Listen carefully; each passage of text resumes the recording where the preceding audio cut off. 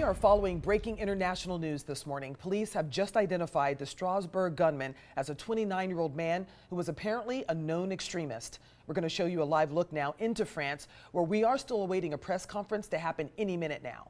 Police say the suspect, Sharif Shakat, opened fire yesterday, killing 3 people and injuring 11 others. One witness saw one of the shootings and stepped in to try and help the victim. And I saw a person with apparently 2 shots into the head lying on the bridge here.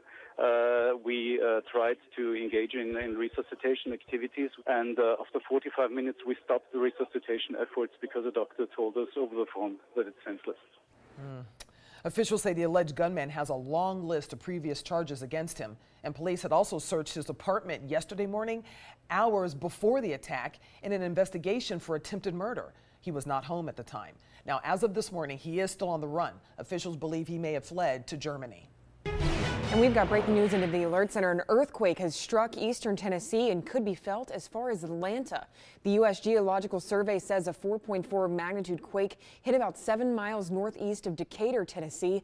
Less than 15 minutes later, a 3.3 magnitude aftershock then shook the area. So far, no injuries or damages have been reported. And breaking overnight here locally, we're just getting word that a vehicle has crashed into a garage. This is next to the Rita's Italian Ice Shop in East Lampeter Township. This video posted on the Lafayette Fire Company Facebook page overnight. And this happened right at the intersection of Lincoln Highway East and the Strasbourg Pike. We're told the people inside the car had minor injuries and were evaluated by EMS. The car has already been removed from the scene. Well, one thing you notice when you step outside this morning, it's warmer. Yeah, about 10, 15 degrees warmer. Lots of spots are still hanging in the 30s. We've actually got a fairly quiet day today. We'll look for some thickening clouds as we go throughout the day. And then tomorrow, quick little snow shower that wants to swing through here during the pre-dawn hours. It doesn't look like a whole lot of snow for us, but areas like Harrisburg and to the north and west could see a quick little coating of snow just in time for the morning commute. So today, partly cloudy, right around 40. A couple of snow showers around north and west of Harrisburg early tomorrow. Then, unfortunately, clouds return on Friday, rain developing late, setting the stage for what's going to be a pretty soggy weekend. Well, no issues for us in York this morning. Really, all across our viewing area has been an easy breezy morning commute. If you're heading out the door, major roadways are moving just fine. No issues on Route 30 moving both east and westbound through our region, heading all the way to Lancaster. 83 heading on up towards York. Splits looking good. Same goes for those inner city York roads. That's Look at Your Members First Traffic Alert. President Trump's first national security advisor is asking for probation and community service in his false statements case stemming from the special counsel's Russia investigation. Michael Flynn is making the request in court papers ahead of his sentencing next week. Flynn pleaded guilty last week to lying to federal investigators about the contents of his conversations with Russia's ambassador to the U.S. Today is sentencing day for Michael Cohen, the president's former personal attorney. In August, he pleaded guilty to banking and campaign finance charges brought by federal prosecutors in New York. Cohen has asked the judge for leniency, but prosecutors say he never fully cooperated with them and deserves a substantial prison sentence. State Auditor General Eugene DePasquale is urging state lawmakers to crack down on drug benefit managers. He says the companies are allowed to operate in secrecy in ways that let them profit while driving up healthcare costs. DePasquale released a report yesterday that shows Pennsylvania's Medicaid program paid nearly $2.9 billion to pharmacy benefit managers last year. A more than 100% increase in just 4 years.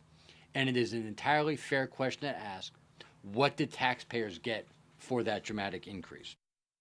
A trade association for the companies says clients have complete transparency and says the report's claims that pharmacy benefit managers pay community pharmacies unfairly is untrue. The clock is ticking for you to get your gifts in the mail so they are delivered in time for Christmas. And this morning we're getting an inside look at the Harrisburg Processing and Distribution Center, where workers there are trying to keep up with the demands of the holiday season. CBS 21's Joe Ducey joining us live from Susquehanna Township. And this is the busiest time of the year for them, right, Joe? Yeah, Sherry, good morning. This holiday season, it's estimated the U.S. Postal Service will handle about 16 billion letters, cards, and packages, and about 3 million of those packages will be sorted right here at the Distribution and Processing Center. It's a more than 600,000 square foot facility. The equipment responsible for most of the heavy lifting is the automated package processing system. On a regular day, it handles about 87,000 packages. On the post office's busiest days during the holiday season, that number swells to more than 120,000. Officials say the last thing you want to do is procrastinate getting those holiday gifts in the mail. The rule is, the earlier you mail, the more options you have and the less it'll likely cost you.